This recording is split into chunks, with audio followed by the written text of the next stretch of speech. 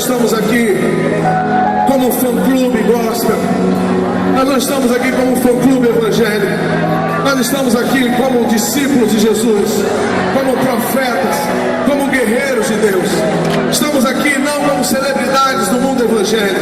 Estamos aqui como guerreiros de Deus, como discípulos de Jesus. E nessa noite, nós somos o Israel de Deus. Nós somos o Israel de Deus. Nós somos o povo de Deus. Então que o fogo de Deus caia sobre nós. E que Belém saiba. E que Belém saiba. E que o Pará saiba. Que há Deus na sua vida. Que há Deus na sua vida. Que a sua casa saiba. Que há Deus na sua vida. Que esse estado saiba.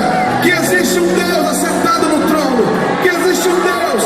Que existe um Deus. Que existe um Deus. Que a violência caia.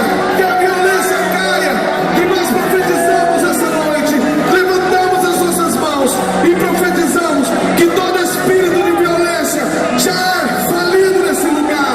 Nós profetizamos que todo espírito de violência já está acabado nessa terra. Nós profetizamos paz, paz, paz, paz, paz, paz, paz, paz. Levante as suas mãos